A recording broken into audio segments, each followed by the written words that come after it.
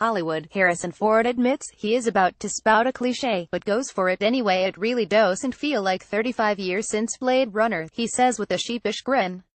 Ford was 39 when the film, inspired by Philip K. Dick's 1968 novel Do Androids Dream of Electric Sheep, first came out, but he was already well established as a Hollywood hero. I can still remember, vividly, trading complaints with director Ridley Scott about certain plot elements, Ford, now 75, recalls.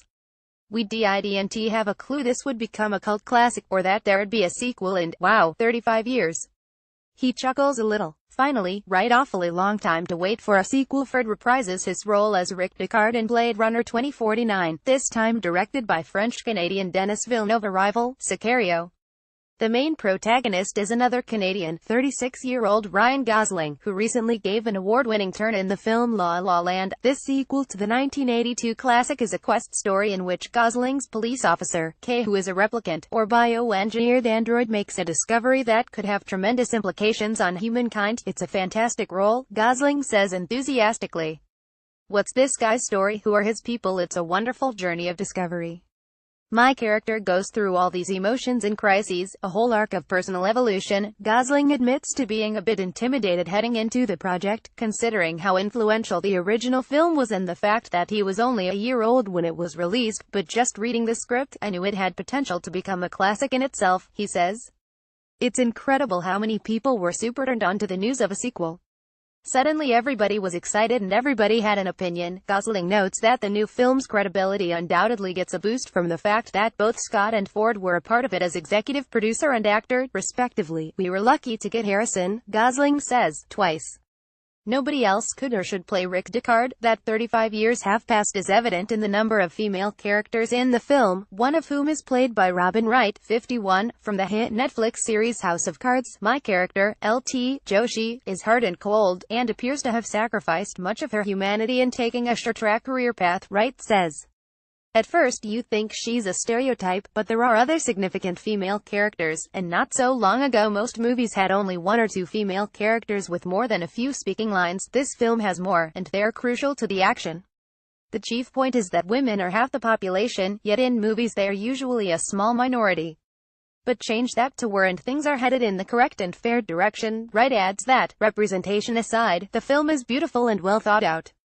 Fans of the original will be very pleased. Ford stresses that you don't have to be a fan of the original to enjoy Blade Runner 2049. If you never saw the first one, this one won't make you wonder what you missed or leave you with questions that you have to satisfy by going back to Blade Runner itself, he says. What sort of gets me is that if you go back and watch the 1982 movie, it's sort of a period piece now.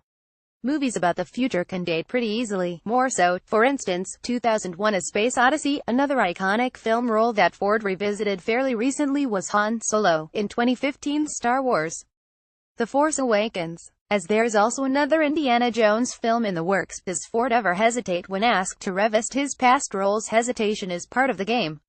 In both senses, he says. With time, you learn not to say yes too quickly. Hesitation's good, it means you're thinking, considering.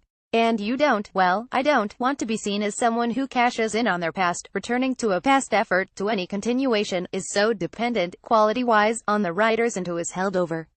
Ridley was major in shaping the new Blade Runner and I had a different position, being older, more world and wire-wise, Ford says with a laugh. I was listened to more this time around.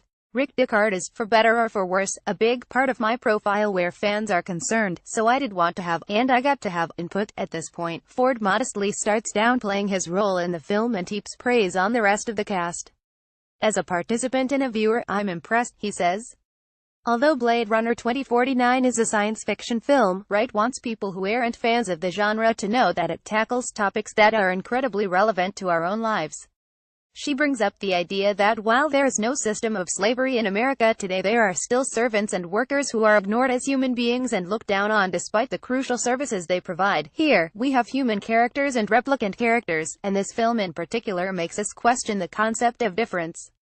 My character mentions the lack of a soul in replicants, but, again, what is a soul if it doesn't extend beyond the inherent selfishness of the self, of one character, of any given character, who is only for themselves? It's not something one can often say about a studio movie, but I am proud of this one. Gosling echoes Wright's assessment about sci-fi's modern-day relevance. Sometimes sci-fi uses absolute fiction to make points in a not-obvious or veiled way about society, about issues and interpersonal relationships, he says.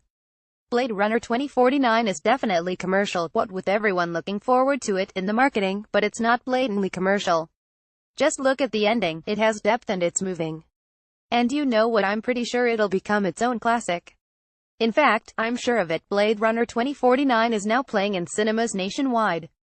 For more information, visit www.bladerunnermovie.com.